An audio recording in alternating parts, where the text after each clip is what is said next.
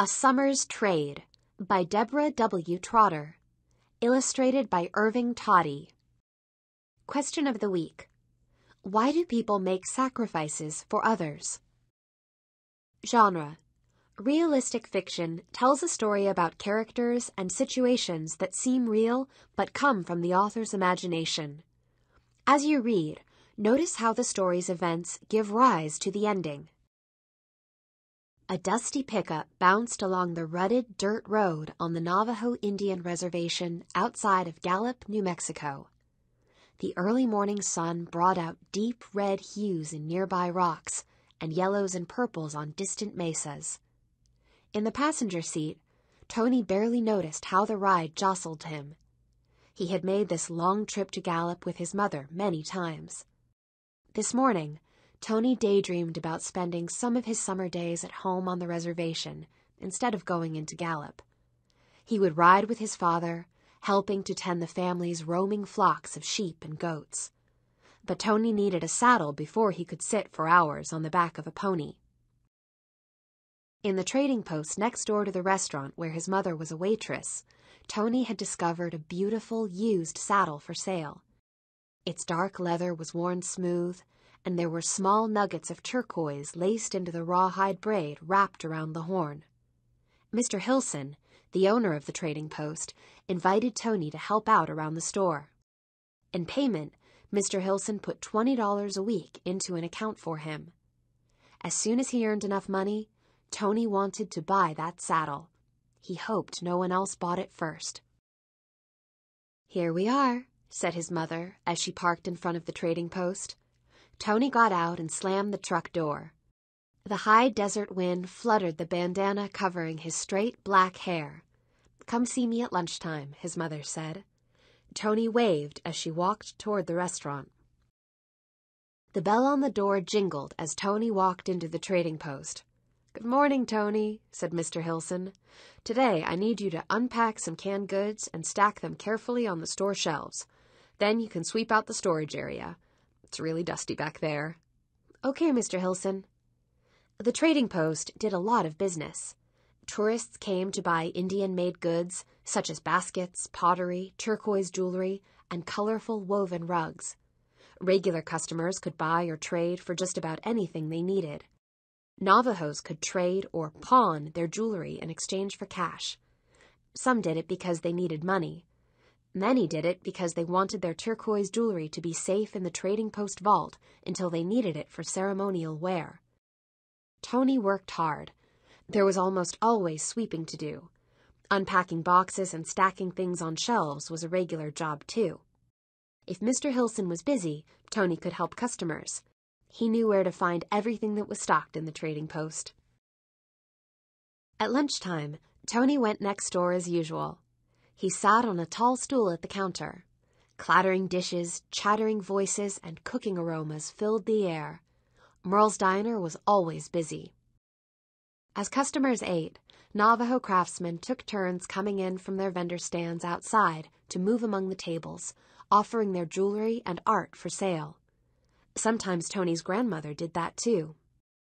One day a week, she came to Gallup with him and his mother to see his aunt's handcrafted silver necklaces and rings set with turquoise and coral stones. After lunch, Tony returned to the trading post. The first thing he saw was a skinny man in worn denims and a black hat looking at saddles. The man picked up the saddle Tony wanted. "How much for this, Mr. Hilson?" he called out. "That's $175, Mr. Hilson answered. The man put the saddle down, but kept rubbing its smooth leather. Tony held his breath. Finally, the man moved away. That afternoon, Tony spent some time straightening the traditional Navajo rugs displayed on wooden rods in the trading post. With their complex patterns, the rugs took months to design and complete. Tony's grandmother wove rugs and had a loom outside her hogan. When he was younger, Tony had spent many days at grandmother's side watching her work. While she wove, she told Tony stories about the ancient days of the Navajo people, or Diné. He learned about the sacredness of the turquoise mountain, towering in the sky to the east. He learned about Changing Woman and how her twin sons killed many monsters to save the people. He loved the story of how Sunbearer first brought horses to the people. On the drive home after work, they passed Tony's aunt's trailer and grandmother's nearby hogan. "Look, my uncle is home early," said Tony. "There's his truck." "I wonder what that's about," said his mother. "I guess we'll find out tomorrow when we pick up grandmother." Tony's uncle worked many miles away in Chinle, Arizona. His job was driving tourists through the Canyon de Chelly to visit the many ancient Anasazi ruins there. The next day, when grandmother climbed into the truck next to Tony, she explained what had happened. "My daughter's husband broke his foot. He can't be driving tourists for a while. No paychecks for at least a month. He's worrying about his truck payments." When they got out of the truck at Merle's Diner, grandmother followed Tony into the trading post.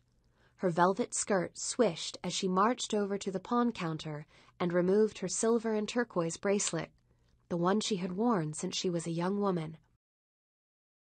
Tony stared as she gave it to Mr. Hilson and received some cash in return. Grandmother didn't say a word as she walked past Tony and out the door toward Merle's. On the drive home that day, grandmother was quiet. One hand covered her wrist where she had always worn her bracelet. They dropped her off at her hogan. As his mother backed the truck away, Tony blurted, "My grandmother pawned her bracelet." His mother turned to look at him. "That's her business," she said sternly. Tony was worried. He knew how much that bracelet meant to grandmother. She almost never took it off. The next week, when they stopped to pick up grandmother for the drive to Gallup, Tony's aunt came out to the truck, followed by Tony's two young cousins. "Grandmother is not well," she said. "She hasn't come out of her hogan for a couple of days. It may be time to call the medicine man." "I'll talk to my husband about it," Tony's mother said. Tony crossed his arms and lowered his chin. He knew what grandmother needed. "By the way," said Tony's aunt, "she gave me some cash to help with expenses while my husband isn't working. Wouldn't say where she got it." That day, the drive to Gallup seemed endless.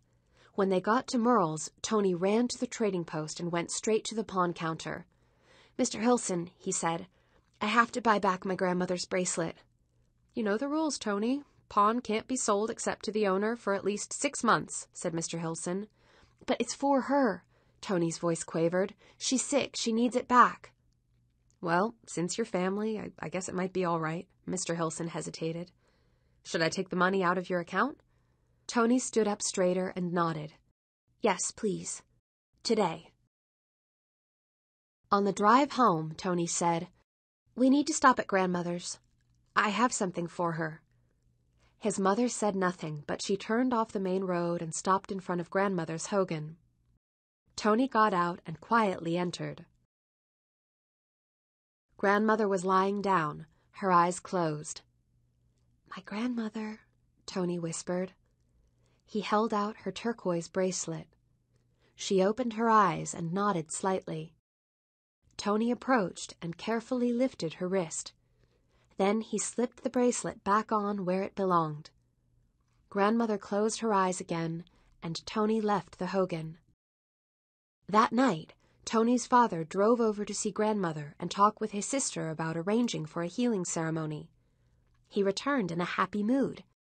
"Grandmother is better," he reported. Tony closed his eyes and smiled.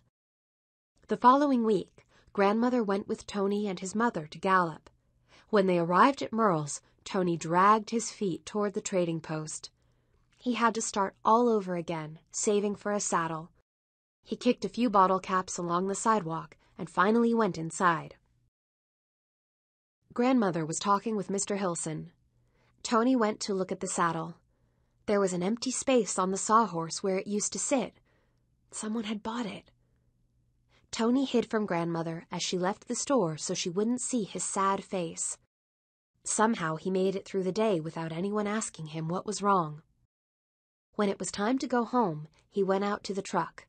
His mother said, "You got your saddle, my son." He looked at her in confusion and shook his head. He didn't know what to say.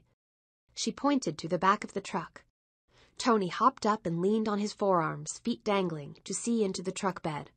He couldn't believe it. There it was, his beautiful saddle. His mother smiled and climbed into the truck. Tony felt Grandmother touch his shoulder.